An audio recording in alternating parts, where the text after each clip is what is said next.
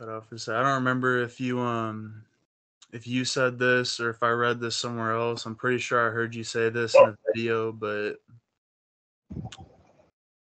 something about an arhat sees things as a reflection or like they're looking in a mirror of some sort like that. I haven't used the word arahat with you, but whatever you've gotten, you got it somewhere else. Not with me though, but I think that you might have said something about some like seeing something as a reflection or seeing something as like a mirror image. Was that somewhere I, else? I read that.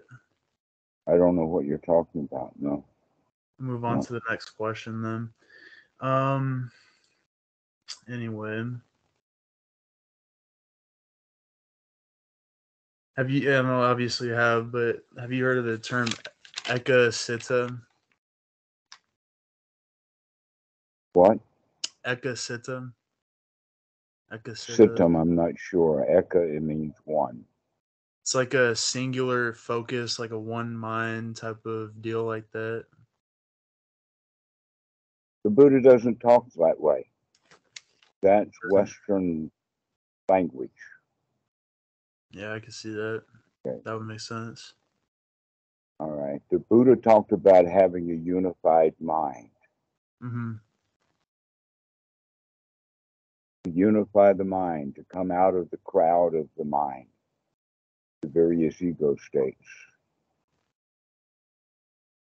and have a mind that's unified because it's satisfied. I can see how people would get that confused, like a Hindu type of like one consciousness, one mind type of philosophy. What would really be the difference between the two? Well, one is actually attainable, and the other one is religious. Mm-hmm.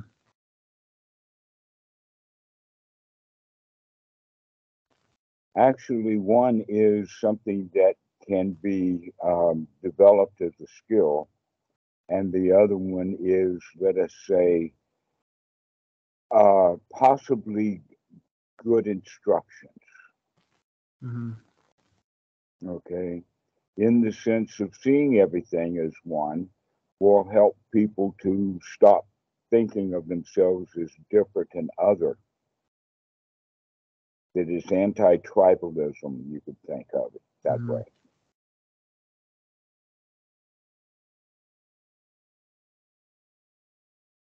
Unity and wholesome rather than divisional.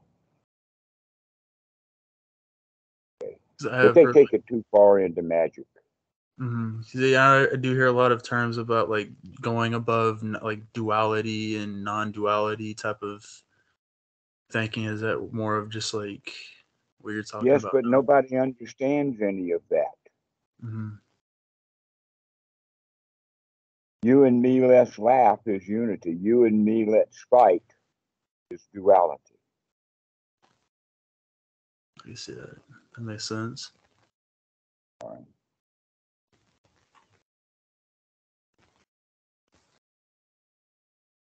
It's like you've been reading a whole lot of magical books. No, definitely. I definitely have just a lot of stuff on the internet, a lot of different philosophies and thoughts just coming together and kind of gets confusing. Well, let's not call the teachings of the Buddha philosophy. Let's call it the teachings of the Buddha, Mm-hmm. as to distinguish it from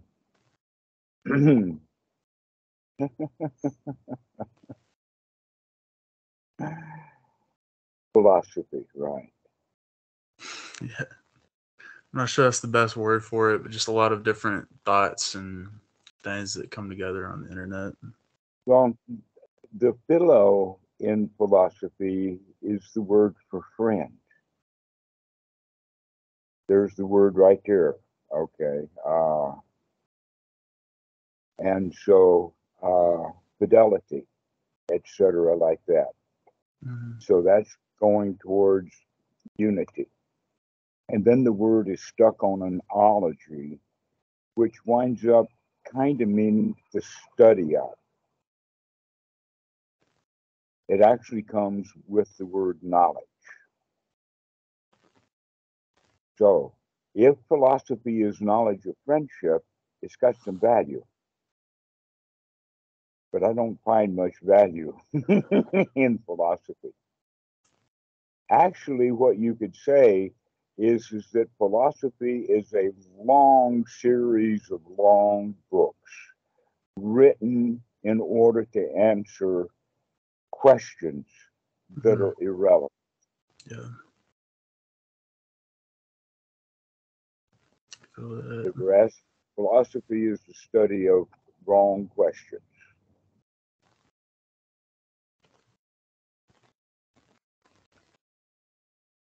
I feel like I fall into that because I kind of get into a bunch of questions that might not really be relevant to what I'm trying to attain, I guess you could say. Well, never mind. Let's go ahead with your list. We got the list right here. So, um, next question would be: is Buddhism, is this all like a psychological thing and just overcoming like the biologies and everything to reach When when you use the word Buddhism and then use the word it, that indicates for you that it's a singularity where in fact it's a multiplicity. It would go so far as to say that since so many people in some different frames of reference think of themselves as Buddhist, in order to make sure that that's not what I'm doing, I wouldn't call myself a Buddhist. Okay, why? Because there's a lot of magical thinking in Buddhists. Let's keep it back to the teachings of the Buddha. That way, we're more clear. As you can begin to tell, I pay attention to the language. I pay attention to the words. They say words have meanings, and that's generally not the case. Words have a lot of meanings, depending upon the context and the people and their ideas. And that most fights in the world are because people make the mistake of thinking when I'm using a word that the guy who hears that word understands the concept behind the word, where he probably has a completely different concept. And you can see that really strikingly in a lot of the words that have come out of Western mentality into Buddhism without changing their frames of reference or actually defining what the Buddha was teaching or even what Buddhism is. So now we've got three things. We've got the multiplicity of Buddhism, and then we've got the multiplicity of the language. And so it's generally a good idea for us to define our words and then set a few of them aside. Like the word suffering should be set aside because that's not the definition of dukkha. But when we bring suffering and our ideas of that into our concepts of, let us say, an intellectual accumulation of knowledge about a topic called Buddhism, when we bring the word suffering or somebody gives us that word, we're automatically missing the point. That in fact, you could walk down the street selling Buddhist pamphlets like the Jehovah's Witnesses do, knocking on every door and hand them this pamphlet and say, this will solve your suffering. If you read our book, you won't suffer anymore, okay? And most people are going to slam the door in your face because they're with the thought or the foul language associated with I'm not suffering. But most people will admit to that they're dissatisfied from time to time. Very true. And so, all right. So that's one of the words that's mistranslated. And Buddhism is, Western Buddhism is absolutely chock-a-block full of words that are wrongly translated. And we're still just borrowed, bringing their old meaning with them, like monk and nun. Bhikkhu is not a monk, and a lot of people get really confused. What does it mean? And they bring in language like celibacy, which completely misses the point.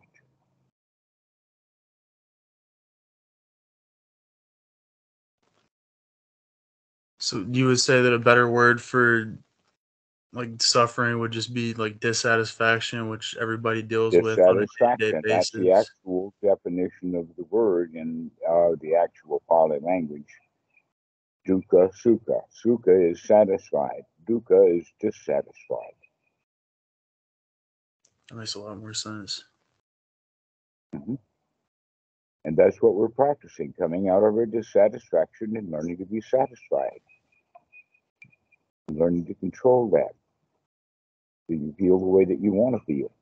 If you're dissatisfied, then you have to feel dissatisfied. But if you've got control over your mind so that you don't think dissatisfaction, then you don't feel dissatisfied.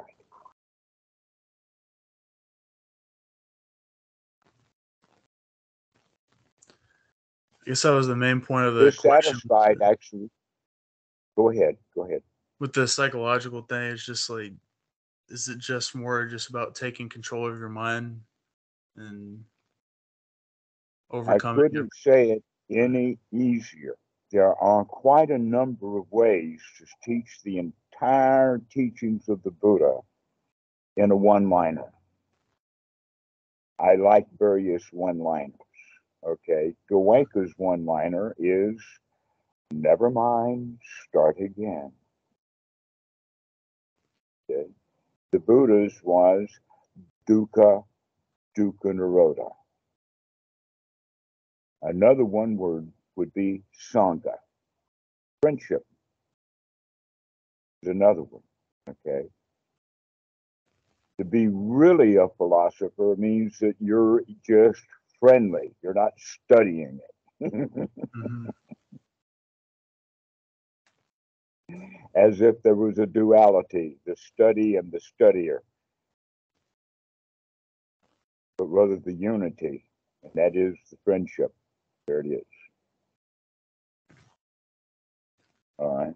So there's many other different one-liners. One that I like is, don't worry, be happy.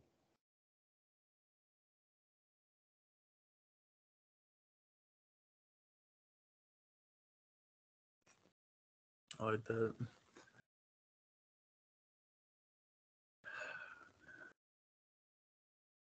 Another one comes out of a song that's actually, I think it's Mary Magdalene's song in Jesus Christ Superstar.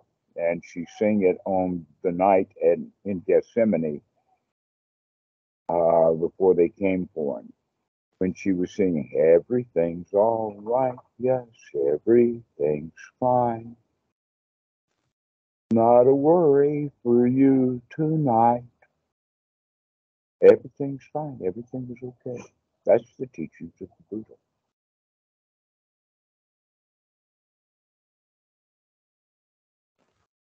Don't worry, be happy. Never mind, start again.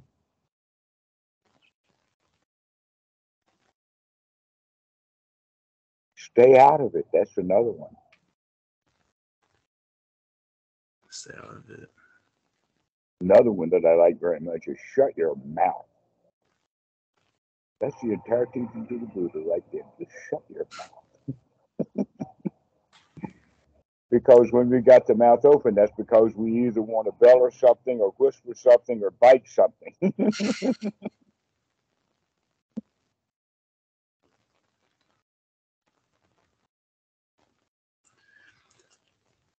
I guess I can see my problem coming from like dealing with anxieties and stuff like that, but versus somebody that's more progressed on the path, if they're in like extreme situations like war or torture or Let something, us be say able to it this deal with that. way. Those who are far enough advanced on the path can see that kind of stuff coming and stay out of it. Mm-hmm. The Buddha actually recommends that there are 4 areas that monks should not occupy. Wherever you are, don't be in a place where there is war, or where there is famine, or where there is flood, or where there is pestilence. Okay, pestilence, disease, people are getting sick here, take a hike. People are at war here, take a hike. Mm-hmm. People got no food, take a hike. Stay away from places like that. And then we can sing the song, Hi, diddly dee, the island life for me.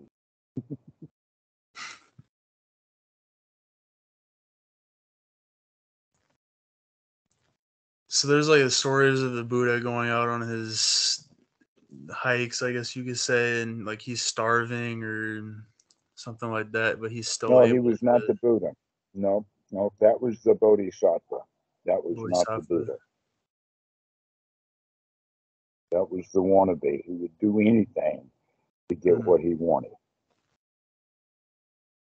And is referred to as the starving Buddha, but it's not the Buddha. He was practicing austerity. You can read all about it in Suttas number 26 and number 36 in the Majjhima Nikaya. But there's no reason to, because he recognized that don't work.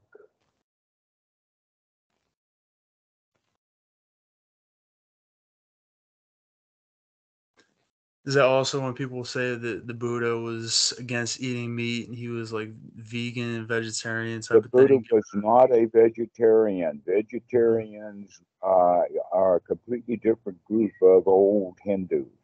Mhm. Okay. Actually, he did have some association with what is now referred to as Jains. The Mhm. Jains were uh, austere, and they even, I think, the monks still wear a mask, like a COVID mask, but they Yeah. have been wearing them for 2,500 years. Why? Because they don't want to kill. And they know that if they breathe in like a normal person, they'll uh, animals come right in. But now we know even more than that. We know about vaccines. We know about antibiotics, right? So where does this line end about killing? The answer to that is that the killing lies with the killing. But look how much there's involved with that in the sense of the grower, the mover, the abattoir, the killing, the cutting up, the dressing of the meat, the hauling it around again, the putting it in the store. The store clerks mess with it for a while. Then it's sold. Mama takes it home, and grandma fries hamburgers. Who killed that cow?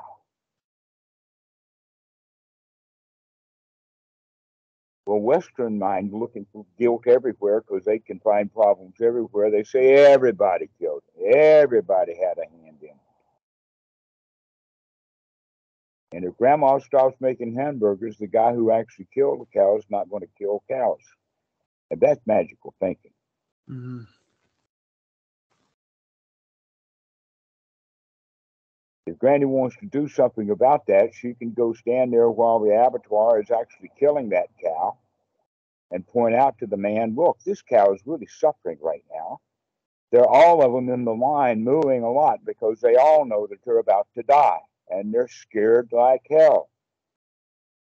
If you felt that way, do you want to go stand in line while somebody does that to you? And if we can see that like that, maybe that guy, that avatar, will stop killing cows for a living.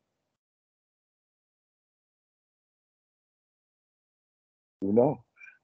It depends upon his mind. If his mind is noble, then he won't kill.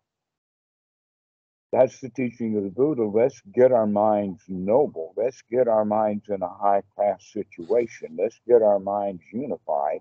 And then we don't go around harming or doing things like that.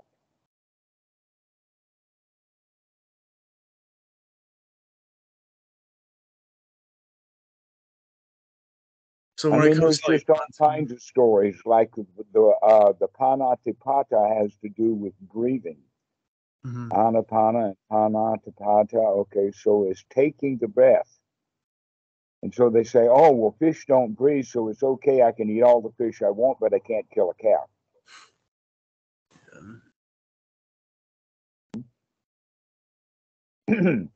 And while this has been an issue for both the wise and the foolish of Asia to study over these many, many centuries, when Westerners come in and look over the shoulder of these people having this dialogue, they get all magical and Christianized and everything like that about it, and go all vegetarian and vegan and all kinds of stuff that's actually quite unhealthy. And so now they have to take special diets and special, and so what they wind up is that they're thinking about, they're worried about, and having traumas about food. And when one of those people asked Bhikkhu Buddhadasa about that, do you eat meat? What do you eat? And Bhikkhu Buddhadasa answered, I eat the food that's given. I eat the food. Killing is a different issue than food. I guess you could say if you were ever in a situation where you didn't have access to food or nobody was giving you food and you had to kill or hunt to eat, would you feel bad about that or No, would you worry about no, I karma would or not something? go hunting. No, I'm not going to. No, no hunting. I did shoot a rifle and a shotgun when I was 14, 15, 16, but Mhm. since I put those down, I haven't picked them back up, and I have no need to hold a rifle or a gun or a bow and arrow, any of that kind of stuff. Yeah. And not only that, but if I shot something at a distance with a gun and it fell dead, I probably wouldn't bother to go over to it. Mhm. Too far to walk. And when I got there, what am I going to do with it now?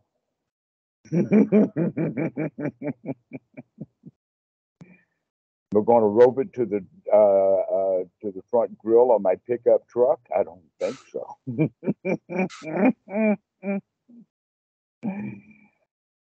So, see, you asked a question philosophically, and I answered it in reality.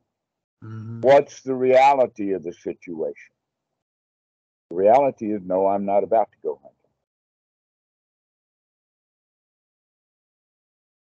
And it's not a matter of food.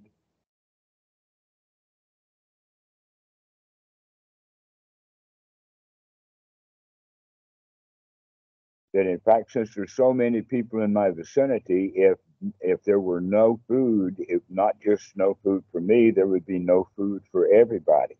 And then that would be a situation, which meant that before that happened, probably 6 months before that happened, I would have left already if I could have seen it coming.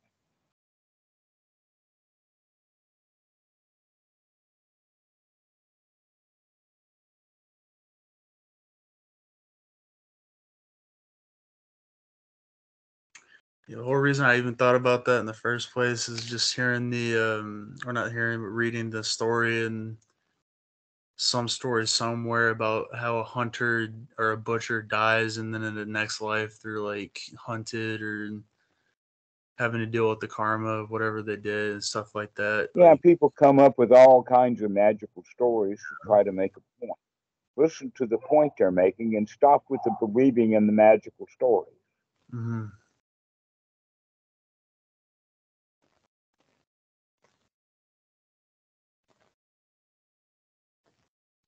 An example of that, quite important example of that, is the story of Adam and Eve,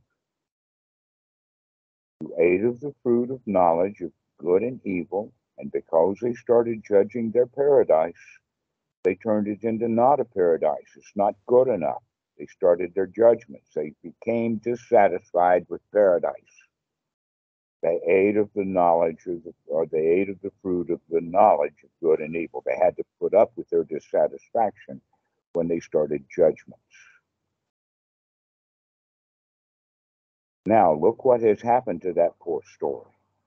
Talking snakes, fig leaves, the woman did it first, God's kicking people out of the jungle. Okay. A lot of magical stuff when in fact there's a really beautiful point to that story.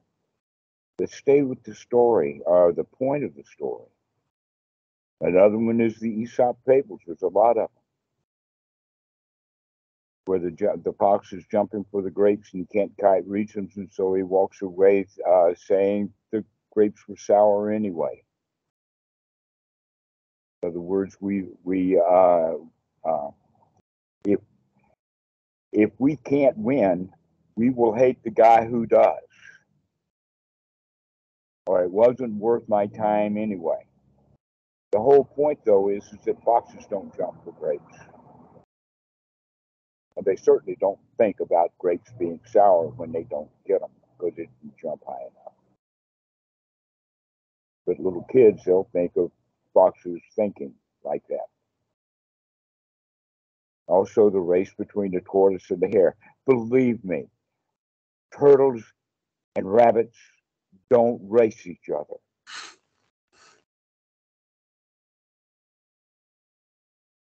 Right? So, why is it that you can see things like that from childhood and understand that? But if you heard that same story as a teenager or as you are now, especially if it came from Asia or someplace, and now you start to believe the story rather than getting the point of the story. Mm-hmm.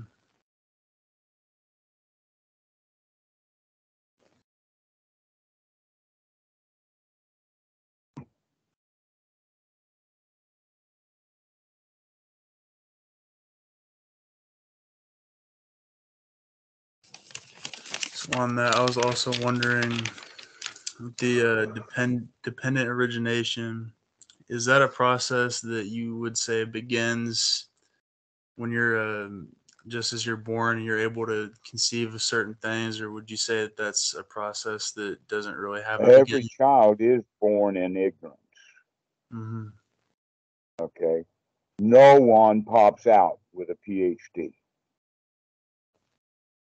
Nor even the ability to hold such a piece of paper or recognize what it was. Right? We all start out in a whole lot of ignorance. That's true. And not only that, but when we're, as children, when we're learning things, we kind of take it at face value until it's obvious that it ain't so. But normally children take things as face value. And so when mom lies to the kid, or better still in this example, when the kid can see mom lie to someone, know that it's a lie, kid was there, he knows the truth. But now mom's telling the story and she's telling a lie, and the kid knows that. What does that do to the kid? It gives him permission to lie to mom. Mm-hmm. Okay, so that's the whole thing. And so he learned how to lie ignorantly. He learned to lie ignorantly because he learned it from someone who is ignorant. As an adult, we can begin to put together and understand that being honest with ourselves, that being honest with other people, is a whole lot better than lying to people for whatever reason. We can see that. But then some people will make a rule out of it with punishments and all that kind of stuff and take it too far. So there's a middle path, and that middle path then is to see clearly that lying, as the example, is not worthy. That's an unwholesome thing to do. Therefore, we will be mindful to stop doing that. Shut up.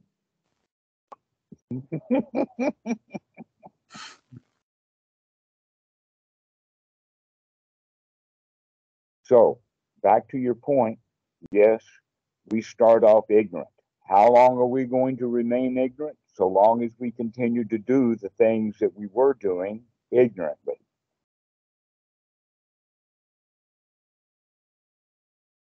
Or we can wake up and take a look and see what's really going on and start to clear away some of that so that we can operate based upon reality rather than based upon what we were taught as children.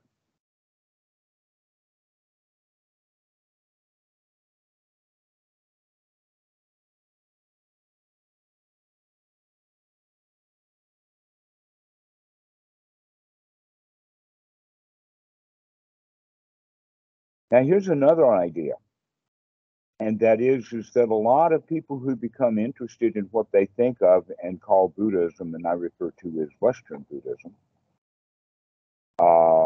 they come out of some sort of Christian background, Mm-hmm. some sort of Christian background.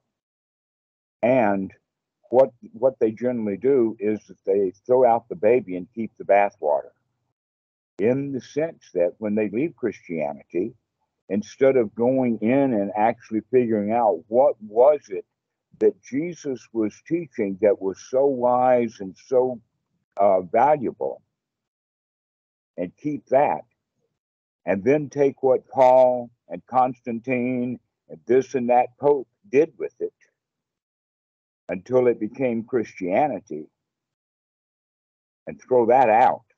But instead, what happens is that people throw out almost everything, become atheists, so to speak, but they still keep the longing for magic. They say, well, Christianity doesn't work, which means that they just don't know the secret to the magical door. And so that's why so many Westerners, they'll generally go through Hinduism first, because it's far more magical. But they'll also try satanic and Judaism or they'll go through all kinds of things, continuing to look for that which they couldn't find in Christianity. The Christianity was too real and not magical enough for most of us. That's why we leave Christianity, just because it does not deliver what it promises. And it promises a whole lot of magic. Let's go find that magic. Let's go follow that promise. And so down the tubes of Hinduism we go, finding us spending 3-4 years in India looking for magic.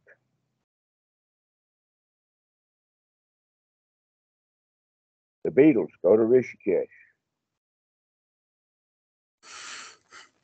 Luke Tananda comes to Ann Arbor, Michigan.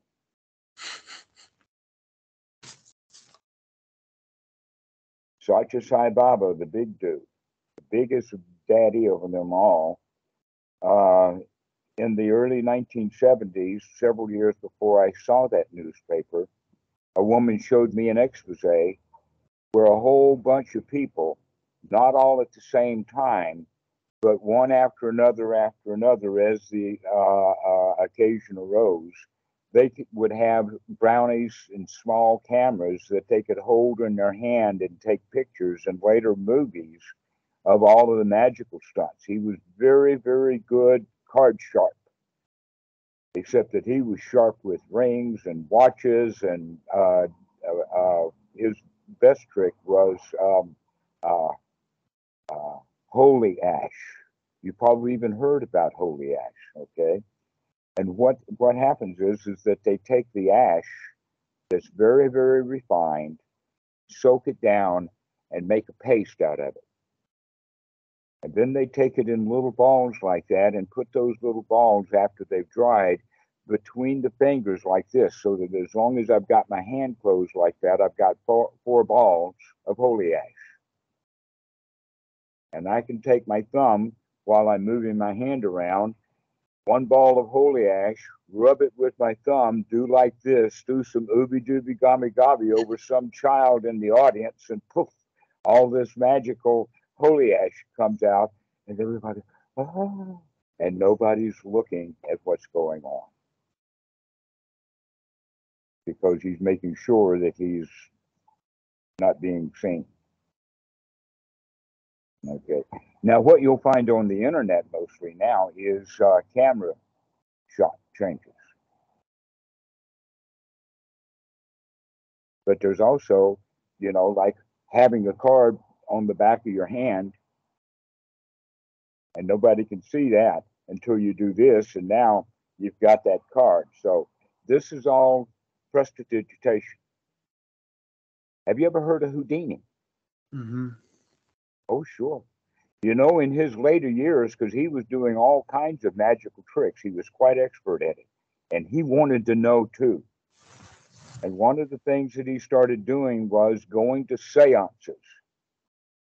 Seances in the United States were really, really popular, even to the point that in the Lincoln White House in the 1860s, they had seances because he had lost a son. And seances were really popular in America up until the 1930s. You know why seances fell out of fashion in the 1930s? Was No idea. because Houdini started going to seances one after another, and right in the middle of the seance, he'd figure out how they were doing whatever they were doing, and he'd expose them right there on the floor, and everybody that was around, including photographers and everything like that, and just expose after expose. The thing about it is that even in Bangalore, they did that huge expose of Satya Sai Baba. People by the millions still believed it.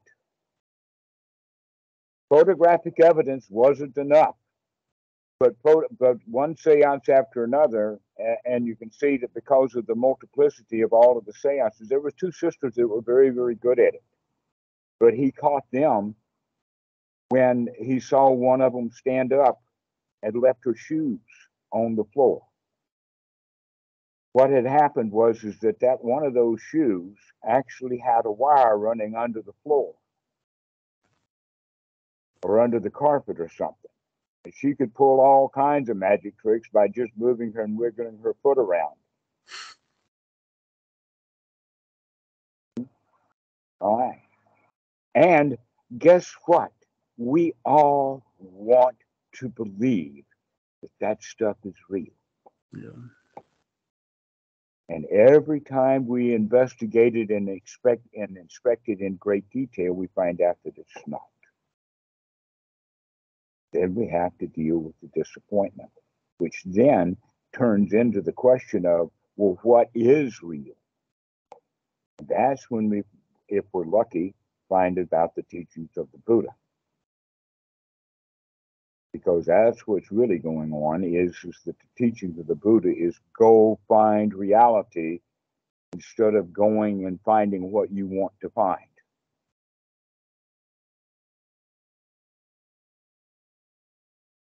Because if you go looking for what you want, you're going to be disappointed while you're not getting it, and you never will.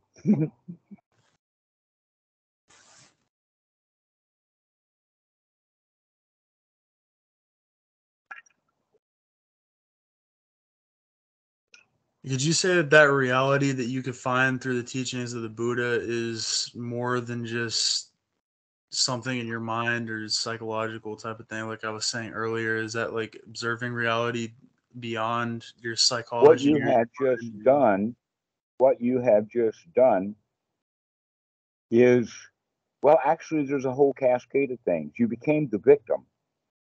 Mm. And not only that, but in the victimhood, you're thinking about it in the sense of, oh, it's just in the mind, which discounts and disflavors the mind. Mm. And recognize instead, all there is in the mind. Let's go look at this thing. It's so big, it's so powerful, and we've never bothered to train it. We have no control over it. And not only that, but it's full of crap. All the lies that we've been told. And because the mind is so full of crap, I guess you understand that. That's why you would discount it the way that you did. Mm. But you also discounted yourself in the same way by becoming a victim, wanting something outside that's going to fix you on the inside. And the answer to that is, hey, we got some tools that we can do the fixing on the inside.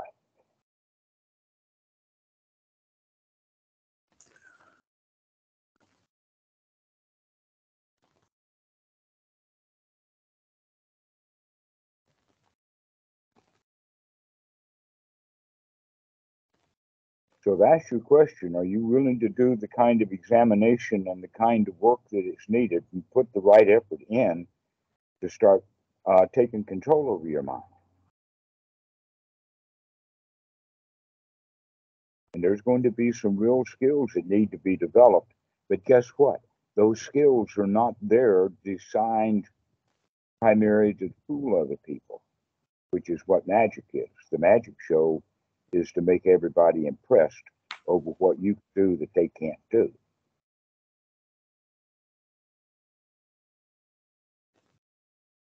But the skills, whether that we're developing, is the skill basically of satisfaction. The skill of shutting up and stop looking for the stuff that we don't have. Because what we do have is good enough. We know how to look. You see, what we do have is quite valuable. And what we wanted to have happen was actually just a sleight of hand, a bait and switch.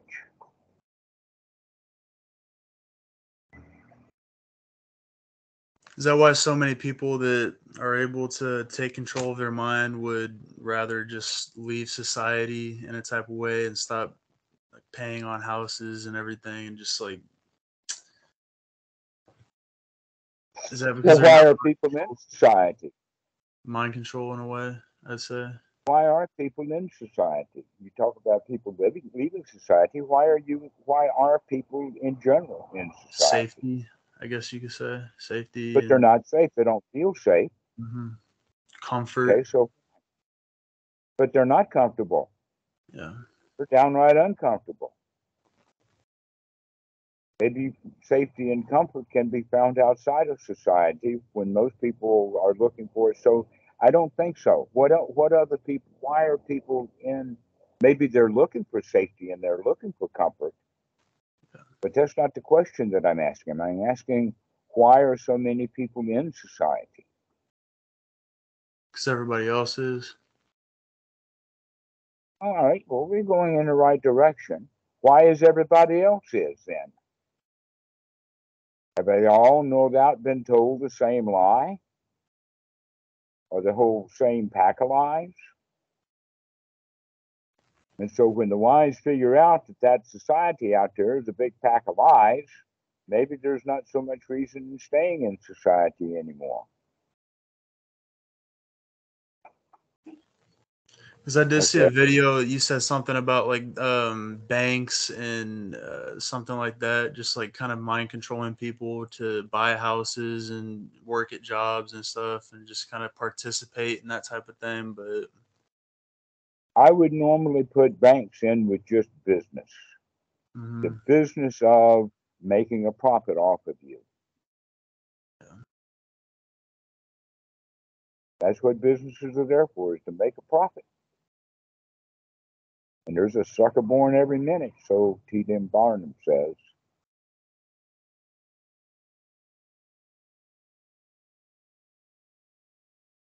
So, yes, big business wants you to take their product. So they try to convince you that you will be afraid or uncomfortable without it. So you go buy it because you're lied to and you believe the lie. Look at the lies religions are telling. Look at the lies the politicians are telling. Politicians are good at lying. They're professional liars. They're hired by liars to professionally lie. And what do they sell? They sell greed and ill will. And they sell it through lies, which is ignorance. So that's what society is that they're selling the second noble truth. Thinking that if they can hoodwink you into buying their dukkha, then they don't have dukkha anymore.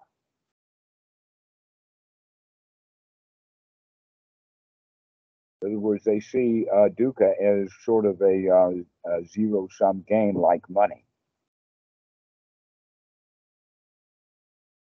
or a hot potato. Who's got the potato, right? If I've got the potato, or if I've got the money and you don't, then they see that as some sort of a win, where in fact they don't feel any better.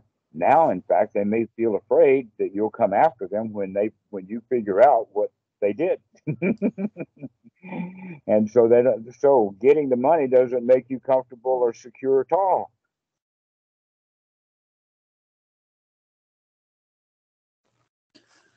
So I'm kind of wondering, if I was here and I was able to, take control of my mind and live just like that, like what would be the next step for somebody if they were in society and they were able to do that? Like, Well, let's not worry about where the second step is. That's like asking me to describe where the bathroom is in the train station that you're not in. yeah, Mm-hmm. yeah. Let's stay with what we need to do, and that is to start practicing correctly.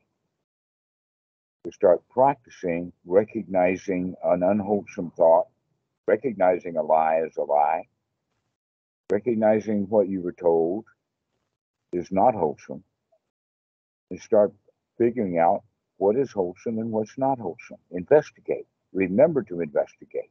Investigate what? What's happening right now, including what's in your mind. What are you thinking?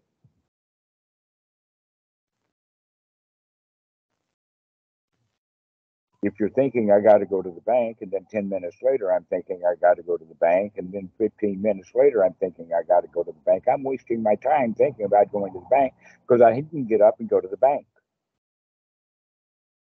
So thinking about going to the bank is useless thought. I could have had thoughts like, wow, I don't have to go to the bank. Because I'll feel a whole lot better when I have the thought, wow, I'm glad I don't have to go to the bank, rather than, oh, I got to go to the bank. So which thoughts are you going to have? Because you're not going to go to the bank. Why do you not go to the bank and feel bad about it when you can not go to the bank and feel good about it? Your choice, which is wholesome.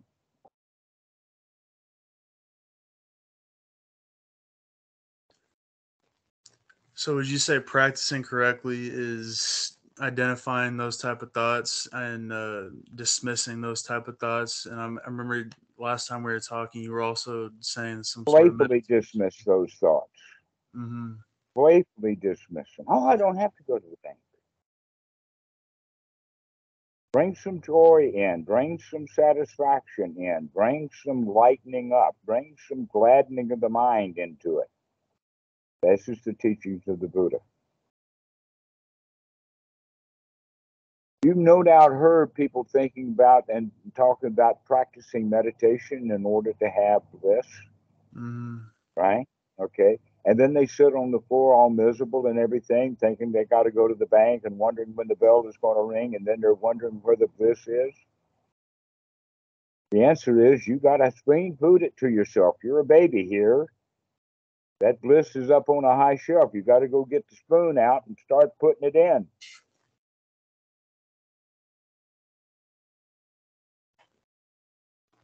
But we're victims. Oh, poor me, I don't have any bliss. Let me sit here and maybe the karma machine will waltz in here and do some Shaktipat all over my body, and then I'll feel good. No, you got to develop that yourself. Wanting something like bliss is unwholesome. Practicing bliss, yeah, I got a little bliss. That's wholesome.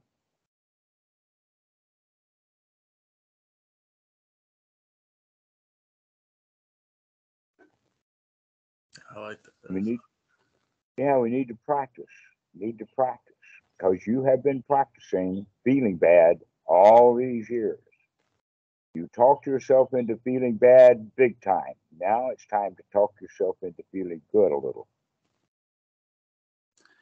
Would you say that's all that's necessary for practicing correctly? Because I know a lot of people in the they get caught up in like different types of breathing and meditations and reading texts and all sorts of stuff. Kind of There's gets two confused. kinds of breathing, okay? Besides the in breath and the out breath, we can call it two different kinds of breathing in the sense of um, wholesome, valuable, healthy versus unhealthy.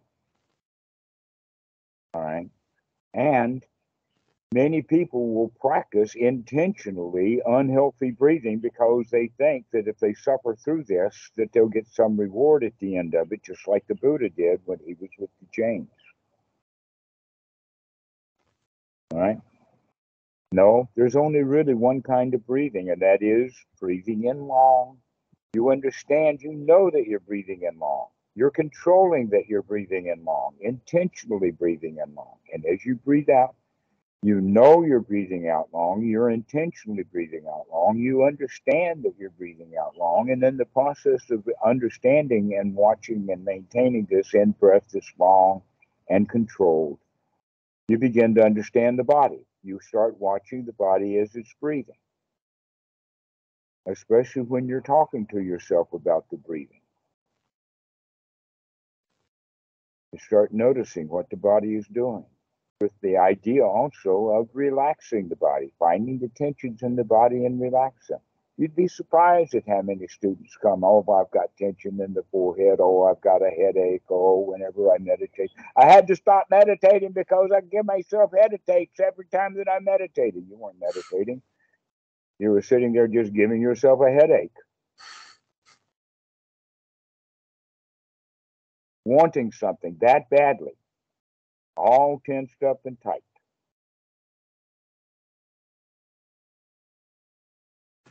Rather than just relax. Just relax. Relax the body. Breathe well. Enjoy the moment. No place to go and nothing to do. And the spring comes and the grass grows all by itself. No need for help.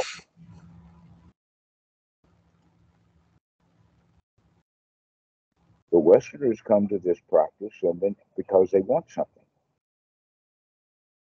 And they give themselves headaches because they want something. They give themselves neck aches, tensions in the body because they want something. They have shallow breathing because they want something. They get dull after a while because they're not breathing well because they want something. Instead of just sitting there, just enjoying the heck out of it. It's quite a show. Just enjoy the show. Just watch. Just sit. Just note. Look at what's doing. But most students, when they're practicing meditation, they're not changing those thoughts. They're just leaving the old unwholesome thoughts in there. And because of that, they're not making any skill changes. They're not developing anything. There's no bhava there. But if you So, keep practicing over and over again to take a deep breath and enjoy it, you're developing the skill of enjoying breathing. so I was gonna ask your opinion on type of like zazen, type of Zen meditation, where you're literally Just just sitting sitting. there. Right. And Westerners can't just sit. Mm-hmm. They sit and do a whole bunch of other stuff instead of just stopping all of that and just sit there with the body. So zazen or just sitting is exactly the same thing as the Mahasi method of rising, falling, touching, sitting. Just sit, just experience the body, just being here in the present moment. No place to go and nothing to do, and everything's all right.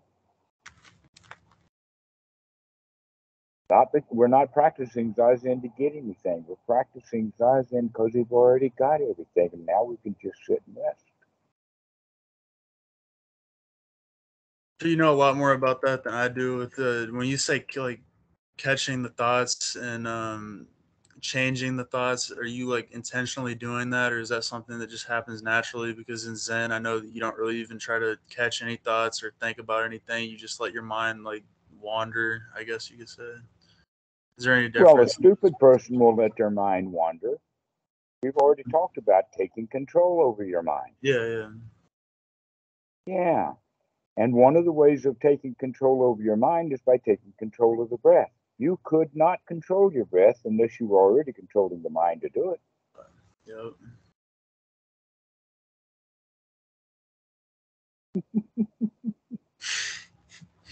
Yeah, like, so. Yeah, letting the mind wander is not an instruction that I know of would be given except by somebody that you met at a dojo someplace. He Yep. doesn't come regularly.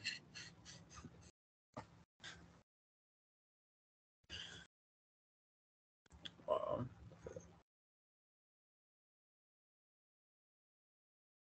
No, this really is all about control. Learning to take control of your life.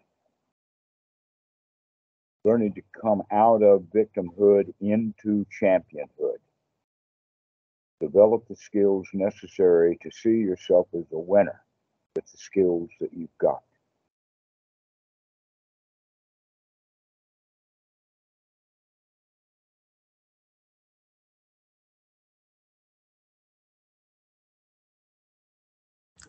Skill of sati, to wake up, look at what's happening. The skill of investigation, to look and walk and compare with the discerning eye so that you can improve, and then you go through the effort of making those improvements. And then you have a celebration, you have a party at the end of the show. Just like Star Wars. I haven't seen all the Star Wars movies, but most of the Star Wars movies ends with a great big party.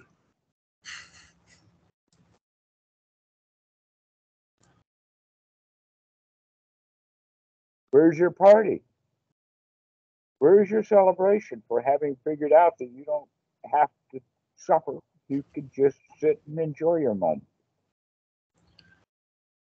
You see your celebration, you think of just like drinking or like partying or something like that type of thing. Like that's Drinking is not celebration. People drink because they want to celebrate. yeah, yeah, yeah. Celebration is celebration. Okay, here's an example of the celebration. Is the guy at the big game, the World Series or the football game, the Sugar Bowl, something like that, and he makes a touchdown? What does he do immediately after he makes the touchdown? Celebrates. He celebrates, exactly, with his arms in the air. He may spike the ball. He may jump on up and down. He may climb the goal pole. He was going to do something to prove how celebrating he is. The people in the stands, what do? Well, the people, depends upon which stand you're in, will jump up and cheer in celebration. But that doesn't last long, but it does happen. And then they sit down all satisfied and everything. Wow, that was a good score. We're ahead now, and they feel satisfied. So this sequence of success, celebration, followed by satisfaction is a sequence that happens on a regular basis all over the place, and we use that in meditation.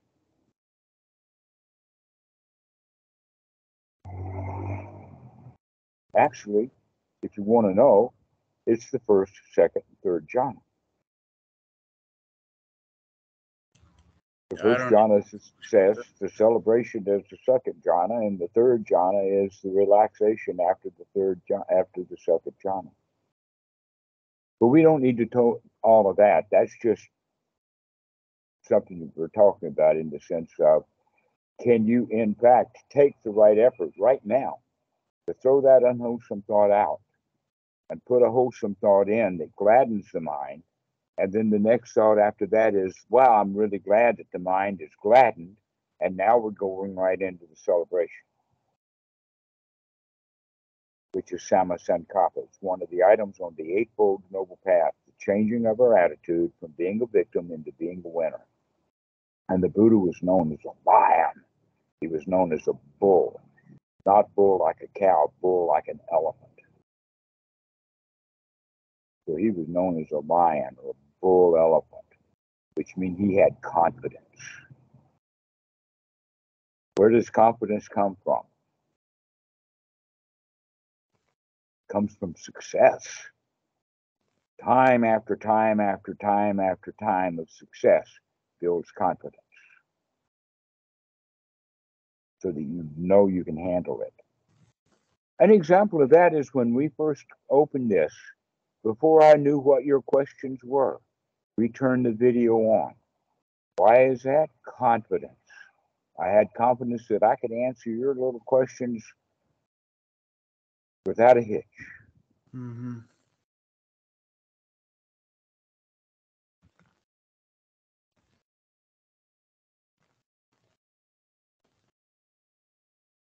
That's what we're looking for, is that confidence. And we want to create it as part of the practice of anapanasati, as part of the Eightfold Noble Path, to come out of victims wanting something into one who is satisfied because he can get what he wants easily.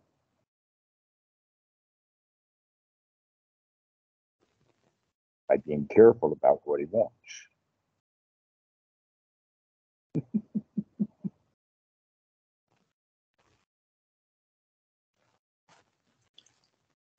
Well, thank you so much, sir. I appreciate this. I really do. Thank you so much. All right. Well, pretty soon we'll get ready to start practicing. When are you going to do that? It's right now, I suppose. Why not? All Not a right. better time than right now. All right. Well, you start practicing, waking up, taking a look, making a change, and congratulating yourself for making a change. And that will help unify the mind.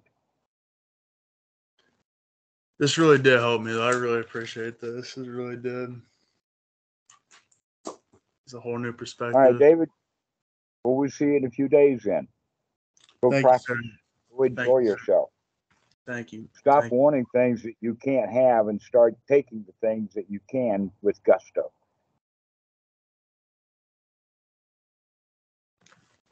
Thank you, sir.